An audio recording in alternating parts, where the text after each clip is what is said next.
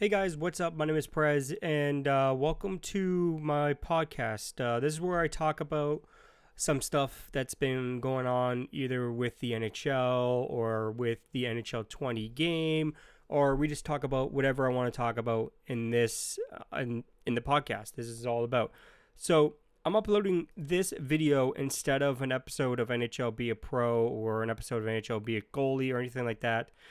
It's because my Xbox is having troubles once again, so I cannot record tonight as of tonight. So I can't record as I'm working on trying to get my Xbox to work. There's no way for me to record an episode of NHL Be a Pro or any videos to be exact, except for this type of video. So what's been going on with the NHL? So a lot of things have been going on. Finally, Mitch Marner signed with the Leafs. They did that recently, or a while back. I haven't made one episode in this one quite a while. So, but anyways, Point signs a 3-year contract with the Lightning out of the start of the season. Restricted free agent forward gets $6.75 million annually. Had hip surgery in spring. So Brandon Point signed a 3-year contract. A $20.25 million contract with the Tampa Bay Lightning on Monday.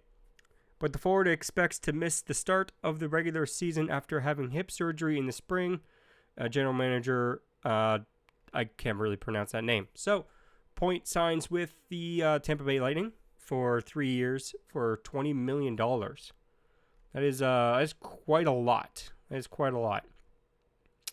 But anyways, Rangers season preview. Panarin and Kakko should accelerate playoff hopes. So their new player, Kake Kakko or Kape Kakko, whatever you want to pronounce his name, is signed with the New York Rangers. Obviously, he's been signed. He's been drafted by them. So it looks pretty promising for the New York Rangers.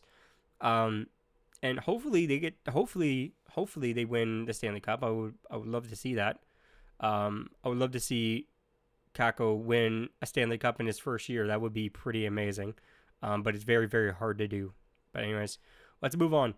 Let's talk about McDavid's pushing himself to play in the preseason for the Oilers.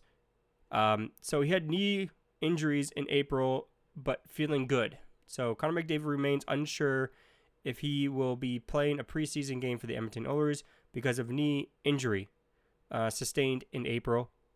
But he says he's working hard to make it happen. So the preseason, to me, is for like the rookies and for the coaching staff to really look at these rookies and see if they have a place in the roster, either in the NHL or their affiliate team. I don't think that like the superstar players need to play in the preseason, but it's good. It's good for them just to get on the ice and get the feel of playing in the NHL again. Obviously, they've been training all year round. They took a couple months off. Obviously, people do take a couple months off after either playing any major sport. But yeah, so it's good to get back into that format of actually playing. So, but yeah, looks about it. Yeah, it looks like about it. So, yeah, so that's enough with NHL news. What's been going on with NHL 20? So NHL 20 got released. I've been playing the hell out of it on this channel. As you guys see, I'm playing a lot of NHL Be a Pro. We're uploading a lot of NHL Be a Pro.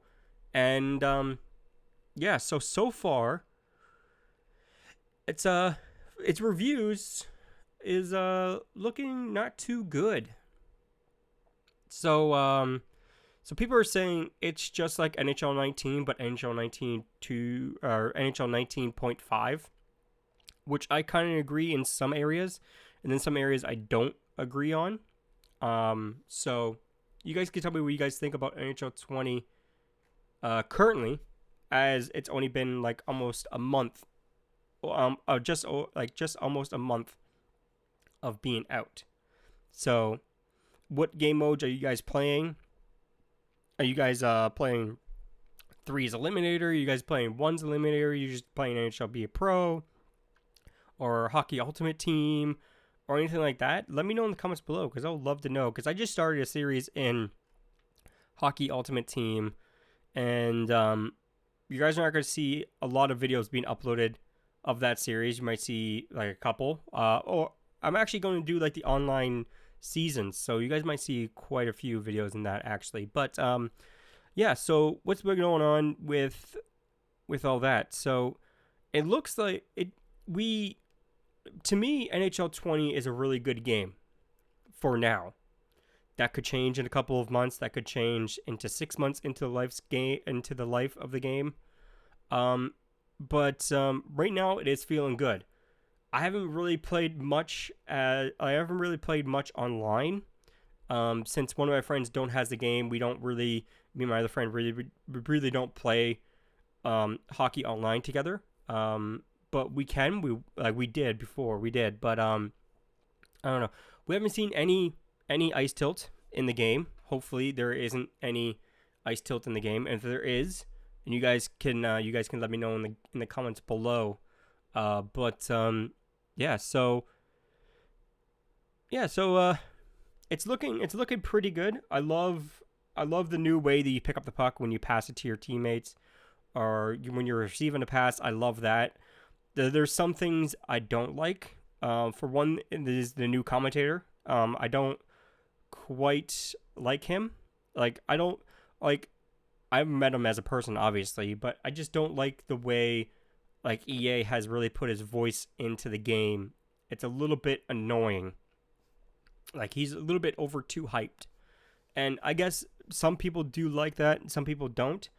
All the people that I've talked to that played the game, they don't like the new commentator. They don't like him. They don't like the new voice. They don't like it. They just want to go back to the original. And obviously people didn't like the original, but people wanted the new one. But now people that didn't like the original want to go back to the original. So people just don't like change in that aspect. And to me, it doesn't really matter. But when I'm playing without recording anything, I do play the game without recording. The commentator's voice is just a little bit too annoying. Like, I have to turn him down when I'm playing.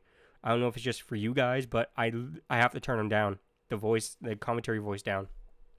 It's way too hyped. Like, he was screaming in the microphone when he was recording. Now, some parts he's talking normally, but when a goalie makes like a leg pad, like make a leg save, like the easiest save in hockey, no commentator will scream at the microphone like, "Oh my God, did you see that? He stretched out so bad for that," and he's over exaggerating everything in the game when it comes down to it. Every single shot on net is apparently the greatest thing that ever happened in hockey, and that's what it sounds like.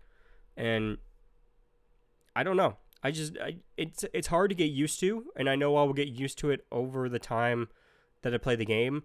But I just keep on hearing complaints about the new commentator, and people don't like it.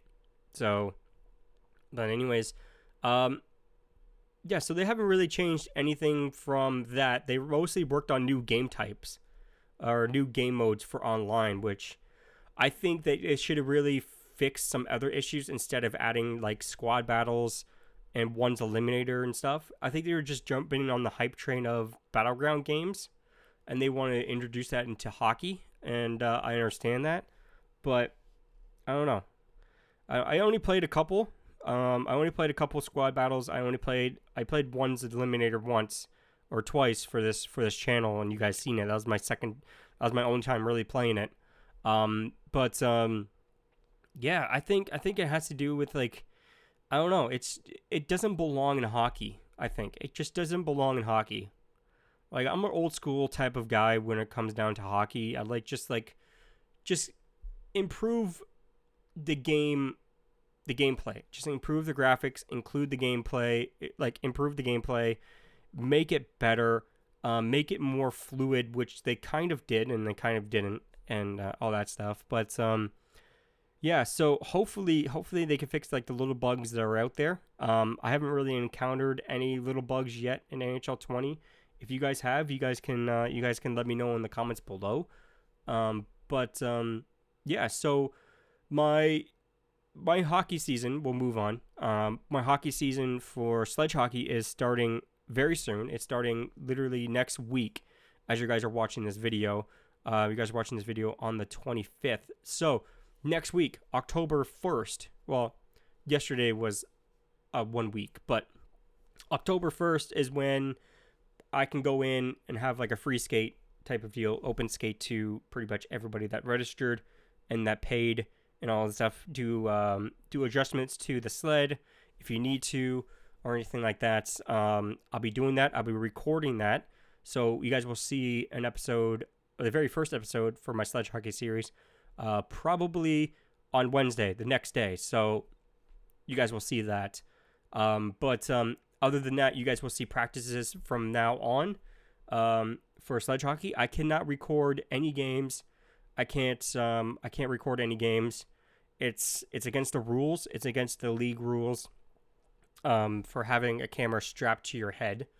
But for practices, it's fine. I asked my team and they said it's fine. All that stuff. So it's completely fine. And yeah, so it's actually a great awareness for this sport, and that's why I did it. That's why I wanted to do this Sledge Hockey series, to show you guys, to show everybody what Sledge Hockey is and what it's doing for disabled people and disabled kids and able kids too, because able body kids can play, normal kids can play, disabled kids can play. This is a sport is open to everybody. It's mostly for disabled people, that they don't have functions in their legs, in their arms, or anything like that. They can still play. It's pretty awesome sport where everyone can play, and for that is just, I think I'm bringing awareness to this sport that is, it's awesome, Sledge Hockey, and I love the sport, and I really want to share it with you guys, and yeah, so hopefully you guys will enjoy it and see which Sledge Hockey is, and actually look it up. And there's actually, like, it's in the Olympics. It's a sport in the Olympics. There's a world championship where Team Canada plays. Like, we have an international team. We also have Team Ontario. Also, we also have Team Alberta and different parts of Canada, obviously, to have their own team. But I'm mostly going to cheer for Team Ontario because I'm from Ontario. I'm going to cheer for Team Canada, obviously, because I'm Canadian. So it's the same rules. I'm going to explain to you guys right now. It's the same rules as regular hockey, as like stand-up hockey, other than we require a little bit more protection. Obviously, we have to wear a full cage or mask covering the entire face. We have to wear that because we're so close to the ice. It's more likely for us to get hit by a puck or have a stick come up and hit us in the face, and nobody wants to get some teeth broken, which I don't. To me, I'd rather have a visor, which I do. I have a bubble, what they call a fishbowl, just because I don't like wearing the cage. I don't like having the cage in front of me, so I wear a fishbowl. And then obviously we have to wear a neck guard, B&Q approved. So basically it's cut resistant and all that stuff. But anyways, that's not going to protect you from a puck. That's mostly going to protect you from the blades. And also the picks at the end of the sticks. There's picks at the end of the sticks on both sticks. You're using both hands to push yourself on the ice. You guys will see when a video comes out. If you guys want to see it, there's actually a lot of videos on Sledge Hockey on my channel already. So just go to my channel, search Sledge Hockey, and you guys will see tons of videos on there. So we have to wear gloves, obviously, either hockey gloves, ball hockey gloves, or cross protective type gloves. We have to wear shoulder pads. We have to wear shin pads. We have to wear elbow pads. Obviously, we have to wear shoulder pads too. I already said that. I just noticed that. Yeah. So it's the same as regular hockey. With penalties, it's the same thing. Except for there's one penalty that's added, and it's like stabbing, kind of. Where you take your end of your stick and you can stab somebody with it, which hurts a lot because they're very sharp, and you can get like I see people with giant cuts on their arms and like cuts on their like their hands and all that stuff from the picks, and your gloves get beaten up a lot. Like you guys will like you will have like string from the gloves falling everywhere. The gloves falling apart a lot quicker because people pick, and if you get your hand in the wrong place, you're gonna get your hand picked, and you're gonna get your arm picked and stuff, and all that. And there's another penalty that's added to the sledge hockey that's more specific just for sledge hockey. It's called teeing, or T-boning. You guys will see it like in cars. You know when a car is going down an intersection, another car comes from the intersection and hits the side of the car? It's like that, but with sledge hockey. So your feet can't come in contact with anybody on its side. So if you come in, if somebody comes in on the side of you and hits you, that's a penalty. It's teeing. There's a little bit of wiggle room, obviously, with that. There's mostly, if you guys hit feet to feet, it's fine. If you guys hit, if you come in like on an angle, then hit your feet, then it's fine. And obviously, there's some wiggle room with some players that can't really stop, or they can't really control their sled in the way that they should. Obviously, the refs will determine if it's going to be a penalty or not. But people do get away with teeing quite often and all that stuff. So, yeah. So there's high sticking. There's cross checking with the stick using a poking action to move the opponent in the result of a major penalty or a game, like all that stuff, suspension and all that stuff. I'll leave the rules for the Ontario Sledge Hockey Association in the link below if you guys want to read up on like everything when it comes down to the rules of sledge hockey, more specifically Ontario Sledge Hockey Association. So if you guys want to take a look at that, there'll be a link in the description to that. So, and also, I can't record games, obviously. Like I said, I wish I can record games. There's probably a way I can actually record games. I probably can hook up the GoPro on the glass, and that will probably be okay. There's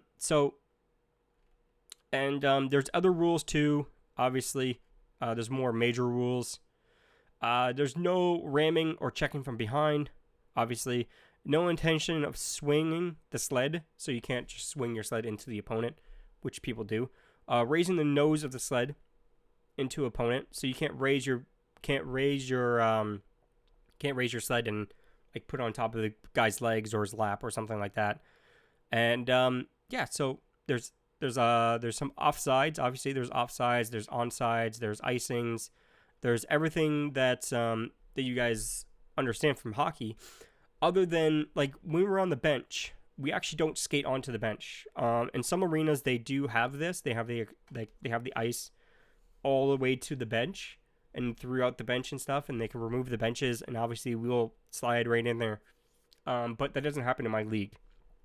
On my team, obviously, because my team is a development team. So there's newer players that come in.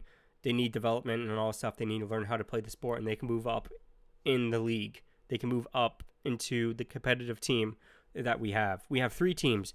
We have Team 1, which is like for the younger guys. I think 15 and under. 15 and under. And then there's the team I'm on, which is the development team, or Team 2, with 15 and up, or 16 and up. No, 16 and up. And then there's this competitive team where there's hitting, there's checking, there's everything that you can do with normal hockey in that. With Team 1 and Team 2, there's no hitting, there's no checking, but people do get run into the boards. It's going to happen. It's a thing. It's going to happen. So, but anyways, hopefully you guys enjoyed this episode of Game Talk, or the episode of my podcast, and learning a little bit more about sledge hockey and what I'm going to do on this channel when it comes down to it. I'm going to upload practices. I'm going to see if I can get a game recorded or not. I'm going to see if I can. That would be awesome, and that would be pretty cool if I can. But anyways, maybe I need to hire somebody to come and film it for me. Maybe I'll do that. Maybe I'll hire somebody to come out and record one of the games. Maybe I'll do that. That's a good idea. But anyways, hopefully you guys enjoyed this video. I'm sorry that I didn't upload any NHL 20, be a pro or be a goalie or anything regarding video games to this channel. And hopefully you guys enjoyed this episode. My name is Prez. I'll see you guys next time. Peace out. Deep down, I know I'm a fighter. Deep down, I know my desires. Everybody thinks that I'm just a liar. They don't know what I got inside ya. I'm the one to fight fire with fire. I'm the type who never lets me get tired. Mess with me and they never will find ya. Yeah, people tell me I won't get it. They don't know me cause I'm cold winning. Always in the ninth, I close innings. Always in my mind, don't